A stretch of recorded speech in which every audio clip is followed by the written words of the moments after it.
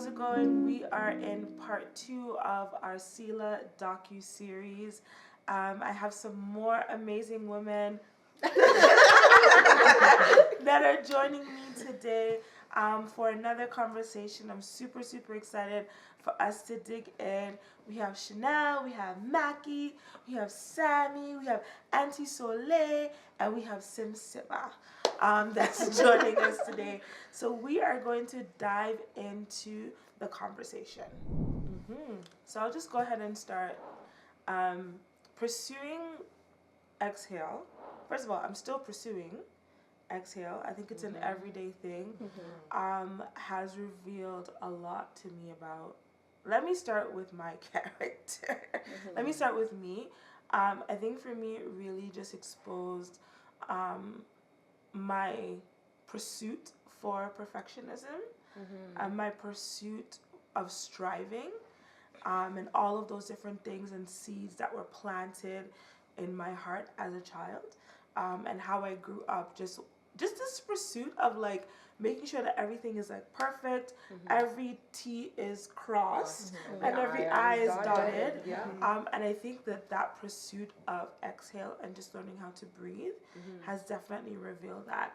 And just God's character, honestly, like I think for me it's just like God is not mean, and God is not out to get us. I was having a conversation with one of my mentors, and we were talking about just Sabbath, and me just feeling like on my Sabbath I need to be like in prayer and in this deep place, and she's just like chill, read a psalm, and it's okay to lay in your bed and watch Netflix. Because in my head I'm like, this is my one day that I have uninterrupted, so maybe this should be the day that I'm like going in and going after the Lord. And she's just like, relax, like it's okay. So I think for me it's just really it's just given me a sense of ease. I think for myself, I can relate with that. I think one thing that has been revealed to me about God's character in this pursuing rest and exhale is that the Lord is kind in every season, and faithful. And every season, kind of like what you were saying, it does look different, because second child for me, that I felt like I got added 10 children. So I feel as though the time that I was used to be able to commit to devotion, to prayer, to reading the word, to pouring into other people, I feel like it not only got cut down, I feel like in some areas it kind of diminished. And I felt as though initially that God was not pleased because I wasn't able to give the same output that I used to. And he was like, no, I see you for where you're at, and I understand that yesterday's time that you may not have it today. And his heart towards me and towards us is that he's kind, and he can meet us where we're at. So that is one thing that I've been revealed about God's care, because growing up, it's like you miss one church service and you're like, you're backslide. But it's like, you can take a Sunday off and it not be like a bad thing. You can rest. You can pour into your family. You can pour into your children, your spouse, your friends, whatever that may look like. So that is something that I've learned through this pursuit of exhale. And it's a beautiful place to be. I love that, because I am coming to find out that rest is also worship. And rest is also serving as well. I always come back to the story of like Mary and Martha, and how God was like, Martha. God basically was like, you're doing too much. Mary's sitting here and she's picked the good part. And so rest is worship and serving also. In the scripture it says, he says you are cumbered with many things, and that word cumbered actually means distracted. And so it's kind of like some of the things that we are pursuing in the name of Christ are actually distracting us from Christ. Isn't that crazy? Because remember, like Mary is like setting up this space for Jesus to come, and he's just like, whoa, you're actually forgetting the main character, which is forgetting the point. You're forgetting the point of this space, and it's to spend time with me and to be with me. And so I think for me, I'm learning not to be distracted with the things that are supposed to be for Jesus, but missing him in the midst of it. And I think it's so crazy that you say that, because I am the type of I don't know how to rest. I think you all know that. Sad eye. I don't know how to rest. I think it's just how I was growing up. It's kind of always have a plan A, B, C, D, E, and F in case the first three fail. That's what I was kind of grown up on. So in this season, me learning how to rest, I'm like, this is of the devil. God don't like this. But I'm learning that, no, like, you know, Jesus rested when he created creation. That's correct. So then, what about me? And if I'm constantly I'm not gonna look at Sam. If I'm constantly overworking myself, if I'm constantly overworking myself and burning up myself, then how do I have the grace to give in the areas that I need to give? I'm pretty much just running on tires. Not even tires, rims. Because the tires are gone. It's just rim and then kapoof. So rest in this season. It's been difficult for a reason.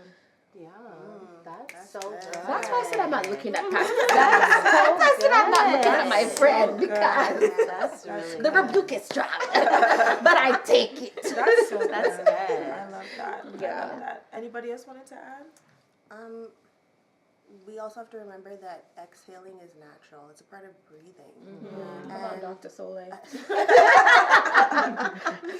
Yes, God breathed breath into man, but also we also have to breathe out. And pursuing that exhale, it's like the clenching and you're constantly on edge all the time, but just remembering, it's okay. God is not only kind, he's also merciful and gracious. And being in that exhale, it allows me to remember that. And he's not scary. He's not scary. He's not frightening. He's God. You can tell him everything. You can go to him, and you cannot just rest in the natural. You can rest in him.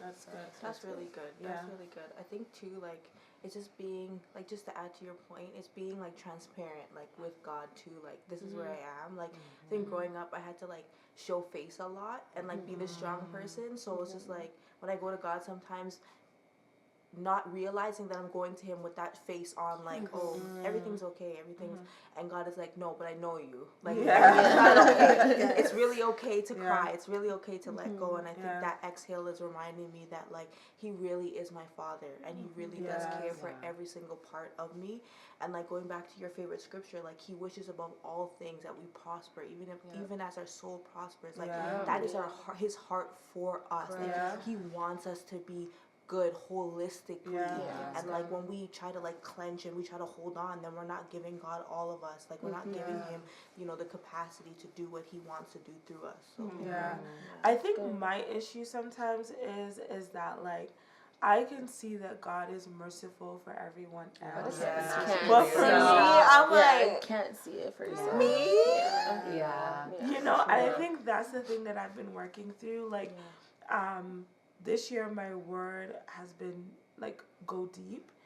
And like for me, like I was like, okay, go deep, and God's like, into my embrace. And I was like, oh, okay, because I'm there thinking, you know, go deeper, and he's like, into my embrace and into spaces that curate that, right? So whether it's friendships or my marriage or time with my daughter or whatever the case may be, like, go deep into that. Like, and it's like I had an aha moment. I was like, oh, that's what you meant? You know, but I think for me, I'm just working through that. He's merciful for everyone else, but he's also merciful for you. You know, like, he's not mad at me. Like, he's not mad at me. You know? So, That's a good question. We started? We started. We on this thing. I think one thing, and I want to preface this with saying that it is a joint venture. But I feel as though as a community we can do a better job with creating safe spaces for one another. So that someone can feel comfortable to be like, I actually need a day off. Do you mind if I bring my kids over? Like, laundry's piling up. Are you able to help me? Because as much as someone can say, I'm here for you, unless the other person kind of says what they need help with. It's kind of hard for that. Yeah. But I think that there's still some effort that can be done on the other end to make it as safe and inviting as possible for said people to be like, yeah, Sam, I'm actually having a rough day. Can you help me with jail? Type of ordeal. Yeah, no, that's good. Actually, funny enough, like this week I was really sick, Monday and Tuesday, and toddlers have no concept of you being ill. It's about them. Mommy, hi, mama. All the things, which is cute, but I was so ill, and I couldn't, like, I wasn't breathing properly. I was coughing, like it was really bad, and I just called, like Nigel and Nikita. I was like, can somebody please come help me with JL, because Princess was at work, and she's like, eat, like she wants her food. She knows her routine. So she's saying eat, then she's like, bath, mommy, bath, and I'm trying to keep up, and then she pooed and just all the things, and I just called. I was like, I need help. Like, can one of you come and help? And they came. Beautiful. You know what I mean? Like, and it was just like, and then they came and like, all right, go upstairs.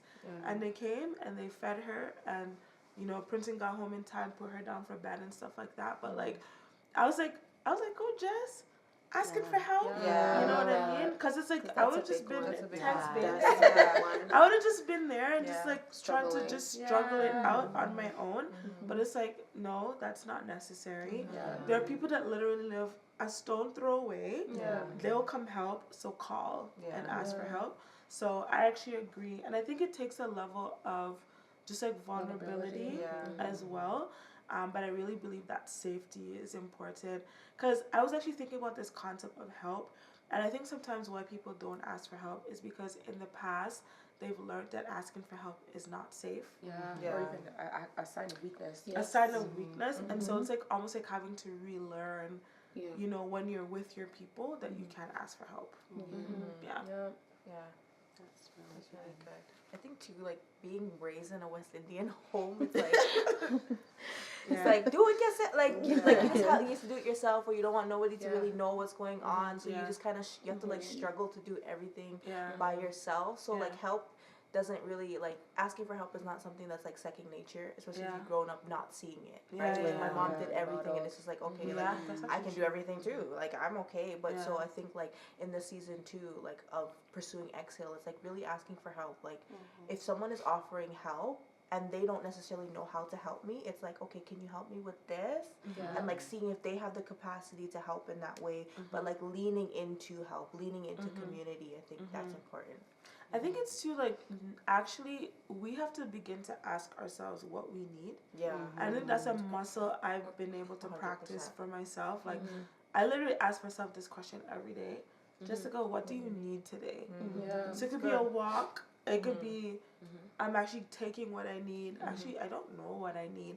But, like, actually knowing what we need and asking ourselves those questions, I think it's a good muscle to exercise and to practice, because sometimes people ask us what we need and we genuinely don't know how to put it into words. And it could be so small. I think the beginning of the week, dinner, because I always make dinner, meal prep, all that good stuff, so lunch is usually prepared, and I literally called Via and I'm like, there's lunch in the fridge, but I think I need to get out and go and buy lunch. And he was just like, sure, no problem, like go, like if that's what you need, go. But many times, at least me and my husband have this mandate to shift our generations coming after us in terms of wealth. So we're very integral when it comes to money. So for me, I'm like, am I really gonna go and buy food when there's good food put down in the fridge in the house? And when I was telling him, because he's like, why are you calling me? And I'm like, no, I feel like, he's like, first off, you don't need permission. And he was like, second off, he's like, it's not going to waste. Our son is a vacuum. He eats everything. He'll eat it and he'll be fine. He was like, if this is what you need, then get it. But sometimes I think that we think what we need, it has to be, oh, I want a big vacation, and if you're not able to do the vacation right now, it's all right, then I'm gonna sit down and wait till I can. But it's those small things sometimes that can have a big effect and a big change on you. So leaning into that and being so intentional with, what do I need today? It could be a Starbucks drink. And you know, that's happened to me the other day. I take a walk and I went and got my caramel ribbon crunch frappuccino and a banana bread. And I felt that's almost banana bread. Nice. They want me to put And I said, slightly warmed, please. And it was so good. It was so good. And then JL came in all her glory after, but I had my Starbucks and my little bread, and it was so good.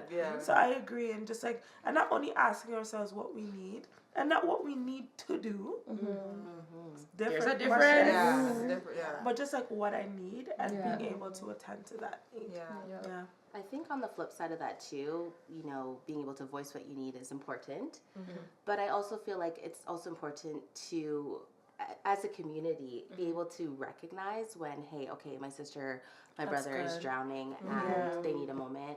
And maybe they haven't gotten to the place where they can vocalize what they need, but I see it and I'm going to fill the gap. Not in a judgmental way, not in a, you do this, but like, hey, I'm coming over today. Or hey, you know what? You need to get out of the house. Let's go for a walk. It's beautiful outside.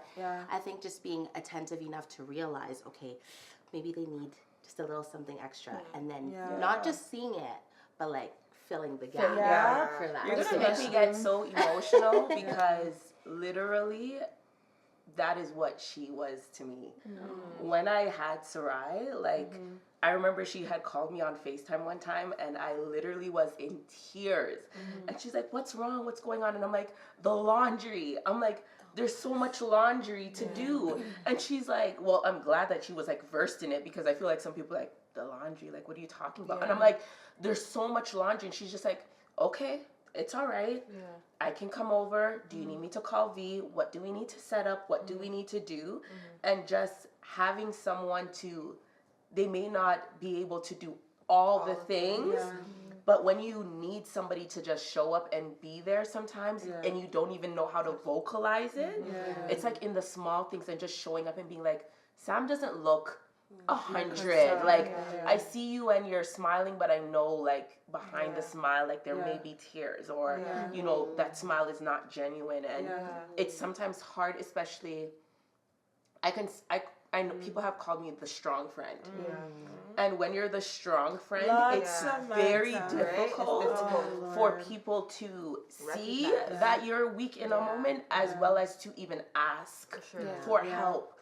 So to be aware and be like, Simone, I know you said you're okay, but honestly, I'm not feeling like it is. And even if the person doesn't even speak about it, even the Holy Spirit, ma'am, it can tell you, buy some groceries and bring it to Soleil's house. Tell Soleil, ring the doorbell. You don't even have to say anything, right? And she may not say anything, but it's a matter of just being spirit-led, because sometimes the person may not feel 100% comfortable with even bringing it up or opening it up. Sorry. No, I think to follow up on what Sam was saying about like the strong friend, I think that like sometimes I'm like, I wonder even for myself, like how people view me kind of thing. Cause like I'm grateful for like my friends who will check in and be like, how are you? Like Sam is one of those people. How's your heart? Because I feel like sometimes for myself, or even like, thank God for my husband. Because it's a great one. Listen, if it wasn't for President, truly, I don't know if I'd be here, but that's a whole different other conversation. And I mean physically, like, be here. Just because, like, I feel like because people see maybe how you carry things, they just feel like you carry it so well. And it's like, just because I carry it well doesn't mean it's not heavy. You know, like, doesn't mean it's not heavy. Doesn't mean it doesn't weigh a lot or it doesn't feel like a lot. And so I think there's almost like a call to action of like, if we have friends who are the strong friends and who just, because I had a friend the other day, we're just becoming closer. And she said to me, it's like, you know, just when we first met, I just feel like you always had everything together. And I was like, I don't know if I should be offended. No, but I was just like, girl, I cry once a week. Like, if you only knew. If that. And I was like, maybe in that time when you did ask me, like, I was good. And if I'm good, I'm going to say I'm good. And if I'm not, I'm going to say I'm not. But I think it's a call to action to make sure that, like, we check in on those strong friends. Because sometimes, like, people will, like, things will happen. You're like, I never saw that coming, or different things like that. And it's just like, that person was going through, but because that person looks so strong or looks like they have it all together, sometimes we just forget to check in or to make sure that they're good. So I think that's a call to action, to just really check in on like the strong friends. But Michaela, you were gonna speak to that aspect of the renewal. Because Robin had mentioned something about renewal sometimes calls for laying down old patterns, old habits, things like that. And I think as a community, it's having people that can hold you accountable, and just being able to say like, hey, I know that we spoke about rest, renewal, becoming. This is what I notice. It's not necessarily in line with where you want to go or who you say you want to be. And having people that can be like, hey, in love, of course, and be like, hey, maybe let's think about this, or let's work on this, and how can I help you to do that? Because sometimes you might even recognize a pattern that you need to change or something that you need to do in order to become whoever God is calling you to be, but it's like, I don't know how to do that. Like, where do I even start? Who do I connect with to help me with this? Just having people that can hold you accountable. That's good. That's good. I love that. That's so good. And also, if you want to be held accountable. Sorry, say that again? I said also, I feel like I agree with Mackie. I feel like it's also a two-way street though. Like, what if you say you want to be held accountable, but you're not ready to be held accountable? Because when the accountability comes, then you're retreating. So, it's one of those things where if you're really, really ready, then we have to like really, really be ready. Because then when you find that friend that holds you accountable, don't get in your bag. I think I said this in like the last episode. Like, good friends do, I think 3 things I said, or is it 2? They check you and they cover you, right? Your friend should be able to cover you in all contexts, I believe, and check you too. Like, if your friends are only cheering you on and boosting you up, those are not good friends. Those are not good friends. Like, you need no, for real. You need people that are going to check you. Like, hey, that's not what you said you wanted to go here. This doesn't align, right? It's kind of like I said last time. I was just like, if I was like, oh, I'm not doing Bloom, I feel like Sam would be like, what do you mean? Are you the look right now? What do you mean? I'm not doing it anymore. It's like, sorry? Well, what do you mean? We gotta have a conversation. What's happening? Or just like things that don't align with my character and my growth. I feel like it would be like, get it together. In love, of course. But I do believe that renewal piece does, I agree, come with accountability. I pray that those that haven't experienced that type of friendship, that they do get to experience that. I do pray, because adult friendship can be touchy. Exhale. That's right there. It can be a heavy topic, right? And I feel like, especially when Sam was talking about it, like, I pray that that everybody gets to experience that, like, strong or not, you deserve friendship. You deserve someone that sees you, sees you at your lowest, that sees you at your highest, that like, pushes you. Like, you deserve that. And so like, I just wanted to pause for that moment. Like, people that may be watching, if you don't have that yet, like, it is possible. Like, it's something that you bring to the Lord and say, God, like, this is what I want, this is what I need out of friendship, and God will fill that void with the right people in the right timing. Because what you don't want is friends that don't like you. There's a lot of them. It's not only friends that don't like you, because there's some friends who like you when you're at your lowest, at your lowest. Then when you start to heal, grow, they don't like you. They switch up on you. Because they benefited from it, right? They benefited from you. Company too, as well. They benefited from you being painful, because then that was trauma bonded. But then now when you level up, it's like, oh, she changed. No, sweetie, I'm healed. Get you some. Because let me talk about the friend that didn't like me. That's a different episode. Episode 3. Let's come on, sit down. friend that didn't like you. Oh, Like, no. and I think that contribute. I think healthy community contributes to the exhale. 100%.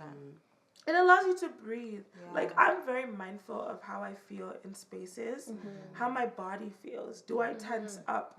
Am I at ease? Yeah. Because if I'm just like, yeah, something's wrong. You guys, because I'm a very chill person. But if you see me like this, I don't feel safe. Yeah. You know? And it's like, I'm too grown. I'm 5 years from 40. My God. That's to good. be in community with people that I don't feel safe with. Yeah. Like, it's like, nervous system is just shot. It's not a shot. No, for real. Like, a friend who No, used to make fun of my hair. Like, wow. Again, different episode. I was about to say. Man, because I really, really, truly believe that healthy community contributes to the exhale. Yeah. Like, you could just breathe and be yourself. Yeah. And what's funny is, my husband, when we got married, he's like, that girl's not even, when we started dating, like 2 weeks in, 3 weeks, he was like, that girl's not your friend. And I was like, I know what I'm talking about. Da, da, da, da. Even now, he'd be like, I told you. Yeah. But I think friendship, especially, I think as humans, not just as women, I think friendship really contributes to that renewal and that rest. Yeah. Because I think it's a huge piece.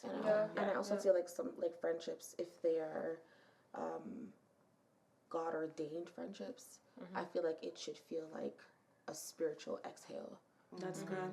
Like it should feel like a container where you feel like safe. Because if you don't feel safe, you're gonna like feel compelled to armor up. Put on the armor. And I can talk about it because I'm very good at putting on my armor. Pastor Sam knows that. I'm very good at putting on my armor. So, I feel like it should just feel safe for you to take it off and breathe. That's good. I don't think pursuing rest has to necessarily be a journey that you go through alone, but I do think it's important to start by yourself because you need to understand why you need the rest. And you need to be open to accepting the rest. Because if somebody comes to you trying to offer a space for you to rest, if you're not prepared to receive that, you're not going to rest. So I think you do need to start solo, and then you can continue your pursuit of rest. So Lee took the words like literally right out of my mouth, because I was gonna say some aspects I do feel like need to be solo, because I feel like you need to be able to define what rest looks like for you. That's good. Because I mean, I'm a homebody. That's my rest. That's what invigorates me. But to somebody else, it might be like, I need to be around people, and that's how I get my rest. But if you've never actually had to sit with yourself, and sitting with yourself is so hard sometimes. It's hard. But I feel like if you haven't actually had to sit with yourself and take a moment to be like, okay, this is what makes me feel good, and this is what recharges my battery, then you can't really truly experience the rest. So I have a counter question for you two then. Just to add another perspective. So do you feel as though that there's opportunity for you to move to a place of acknowledging that you need rest and what that looks like with somebody else? Because many times I feel like the people who are around us, sometimes they see things that we may not see as yet. So if I go to Jess, let's say, and I'm like, hey, you've been a little bit snappy, seeing some stuff. I think maybe Jess is like at the place where she's like, I feel like I'm doing good, I'm going great. And she takes that moment to be like, her trusting me, be like, and then starts to pinpoint, and together we could realize or come to the conclusion that rest is something that she needs to do. Do you guys feel like that's something that could happen? Because I feel like you could do it by yourself, but I feel like some people don't have the language. They don't know how to express it, as well as they don't even know how to identify certain red flags and certain things that they need. So I feel like sometimes some people may be good to do it by themselves, but I wonder about the people who may not be very well versed in doing that introspect work and being able to label certain things. That's fair. That's fair. But I also think too that comes with being vulnerable. Correct. Yes. I have issues personally with vulnerability. It's very uncomfortable for me. So for me, that would fit where I would have to start solo and then pursue the rest. I actually don't think you have issues with vulnerability. I think it's who you're vulnerable with. Because I think I can talk to you and you'll tell me what one. Maybe. Yeah. We'll talk and you'll tell me. I just think it's maybe who. And I think in all contexts, it's the who. Because I'm not just going to be vulnerable with anyone. Yeah. You know, I think there are layers to vulnerability. There's levels to this. You know, so like, it's like, if it's like, man, I'm feeling tired in my soul. Not just a physical tired, but like a tired in my, there's a soul. And there's a physical tired and there's a soul tired. So it's like, if I'm physical tired, I'm tired. But if I'm soul tired, I'm not sharing that with everyone. Different level. And can I even add to that, Jess? You were saying something, and something sparked. I think you're okay with saying this because I've heard you say it publicly, that around the latter and fourth quarter of the year is usually when Jess is like her most like tired, depleted, and I feel as though I was with you walked through that first time that it happened. So even now, like hearing we'll talk and she'll be like, yeah, I'm planning to do this and September, and I'm like, okay, well, remember September after August, and helping her. So I feel as though having somebody walk through that with you, they can help you be accountable or even remember things that you may have forgotten about. And it's not to say that there's anything wrong with what happens with you at the end of the year, but as a friend, I could be like a blind. She'd be like, okay, I get you want to do all of these great things, but maybe fourth quarter of the year, maybe let's like just chill out a little bit or one, and then next year let's go into it, because Jess is one of those ones. Start of the year, Jess is like ready to go, and then end of the year, Jess is like,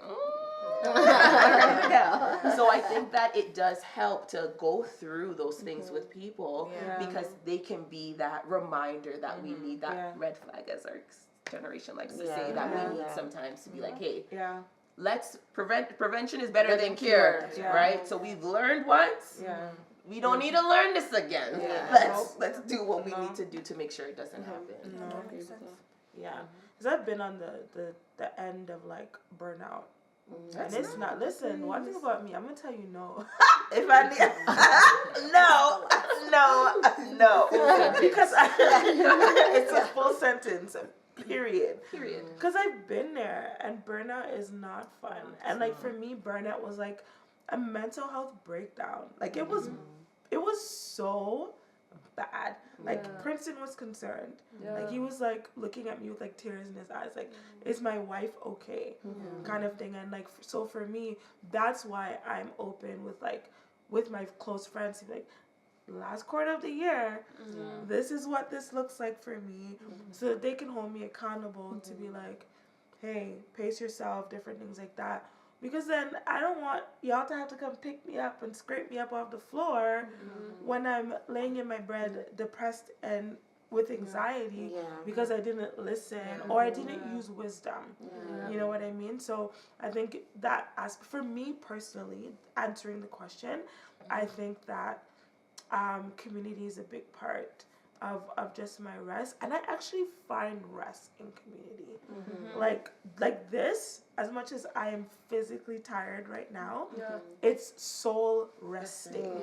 Like it's just like, you know, it's just a moment of breathe and exhale. And so I think different people might find it differently, but I know for myself, that community piece is really important. Well, you mentioned something, Jess, and also you too, Simone. So you're like, I have no problem saying no, and then Simone, you're like, no is a full sentence. So I just have a question.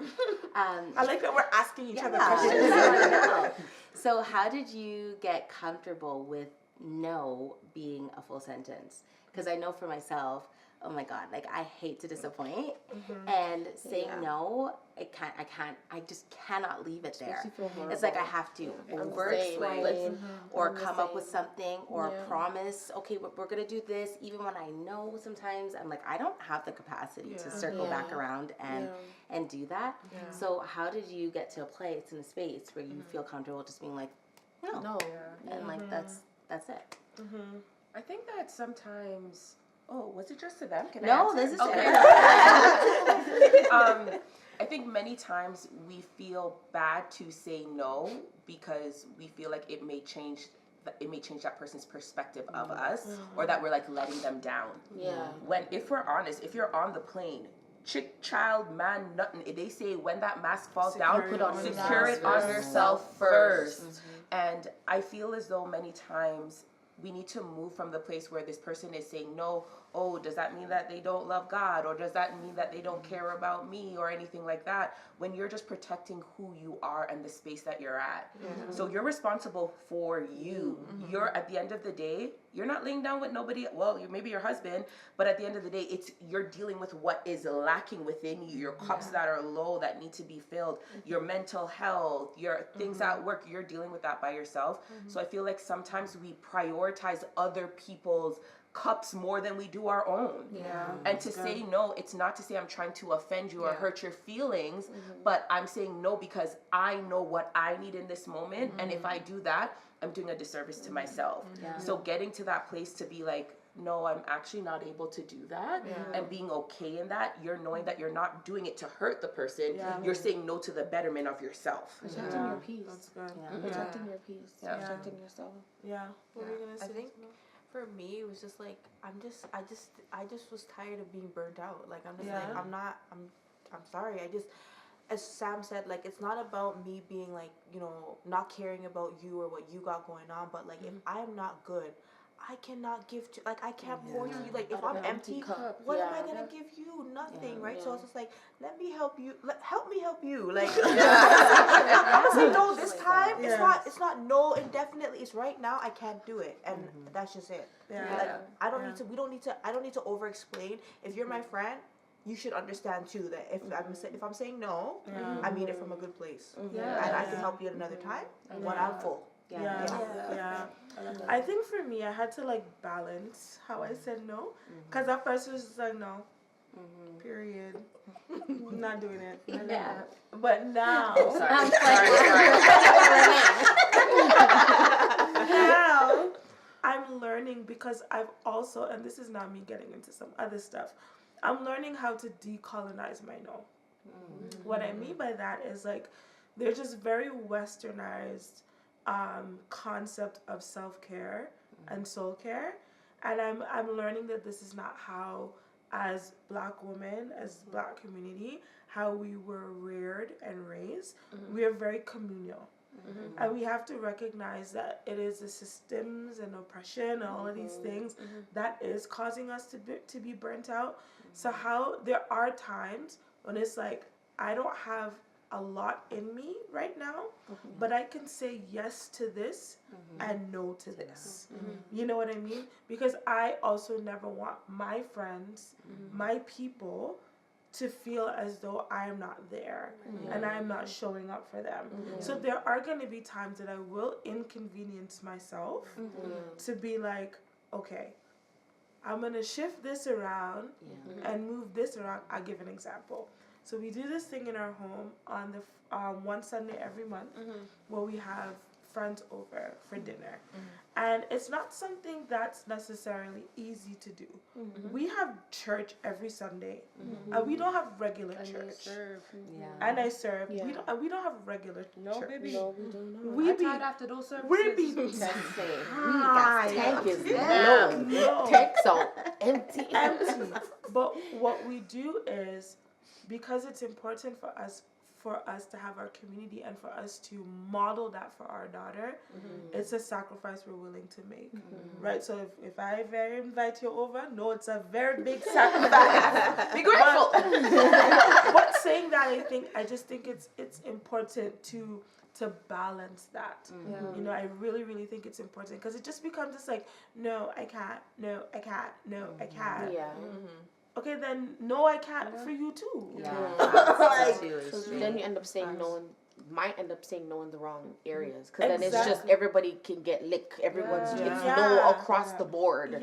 So I think it's important to be prayerful and discerning about our no, because that person probably really does need that's so good, because sometimes we need to say yes. Exactly. Sometimes we need to say yes. It's that balance. I love that. It's so good. It's that balance, man. Like you have to be able to balance it to be like, okay, I don't have it in me fully. Like my husband is a great example of this. It doesn't, for Princeton LaSalle Grant, if Verone calls him her husband,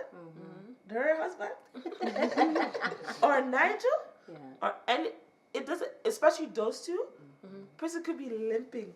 He's going. Like the way he shows up for his friends and just the way he shows up for his community in general is so beautiful. And I'm just like, babe, like, he's just like, I'll do it. I won't overextend myself and I'll rest. Right? So I think it's important to be able to balance it, to have a prayerful no, to have a discerning no, because then now we begin to put ourselves in isolation and others will put themselves in isolation as well. And I'm so glad you brought that up, especially with Princeton. Perfect example, Bloom last year. I did not know what I was getting into. Shameless plug, buy your ticket for Bloom. But the Sunday, whoever was there, my voice not only was gone, like Chanel could tell you, my throat was actually hurting. And that was the first time that I ministered and my husband wasn't like nearby. As much as he was on the phone on like FaceTime and things like that, it was weird for me because my safest space was not there. And Princeton and Nigel, all, like when I say top tier, I felt like they covered me not only as somebody who was a part of the event, but as their brother's wife. And I was saying to Verone, I'm like, I prefaced it because I'm like, I'm not trying to make you feel any type of way, but I'm like, I didn't feel like I necessarily missed you as much as I thought I would. And he was like, yeah, sure, what happened? And I'm like, Nigel and Princeton, I remember Nigel drove like 30 minutes to find me a cup of hot water and lemon for my throat because of how bad it was. They made sure I was good. And I'm like, community is so important, and balancing that out, because I don't know what he was exuding out. You're hosting the whole event, but he chose to say yes in that moment, and what it did for me was everything. So that balance between choosing when to say yes, choosing when to say no, and truly allowing the Holy Spirit to guide you, because it may end up costing that person more than you if you just said yes and dealt with that extra that you have to deal with, versus the person not receiving what they actually need in that moment. So continuing on the note of experiencing rejection or being on the other side of that no, that's hard. And I think what makes it hard is like when you show up all the time for people or even that person and then they say no like multiple times. But you know what? When I was younger, I would take it to heart. Now I'm just having a conversation. Instead of internalizing that, I'm having the conversation. And I know that's not everybody's thing. You know, it took me a while to get there. But I'm just having the conversation. Hey, this is how I felt when you did this, whatever the case may be. And giving that person clarity and space to express and to share how they were feeling and where they were at. But I'm letting you know that I felt rejected in that moment. Like I'm having the conversation. Because I feel like sometimes some things can be cleared up. With a simple conversation. With a conversation. So that's blowing it up in your head. Making exactly. it a big thing that can just say, hey, you did this, I'm sorry, and squash it. And I know for me that it was a thing because of just the rejection wound that I sometimes have. And so because and I think it comes with that self-awareness. So because I'm self-aware of what emotions and feelings it brought up for me, let's have the conversation so that we can nip it in the bud. And you said, I like what you said, this is an and to add on to what you said. The multiple, I think if it's a one-off, okay, maybe, but if you're in a place where you're in a friendship and that person's constantly saying no, I think communication is so key. Because if you know that you're in a season where you're not going to be able to give or pour out. Like when I was dealing with my postpartum depression and anxiety, I knew in that moment I had nothing to give to anyone that was aligned or associated with me. So I made the needed calls to the people who were aligned to me and said, I actually don't have anything to give in this season.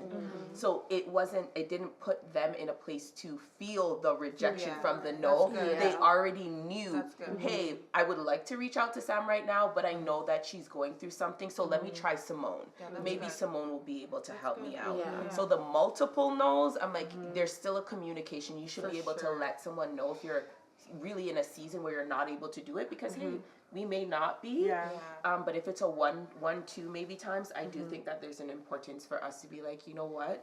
You've said no a couple of times. And this is how it made me feel. And then we can have a conversation about that. You know, it's so funny because like when you say that, and I think back to like your postpartum period, like I was, I think, early pregnant.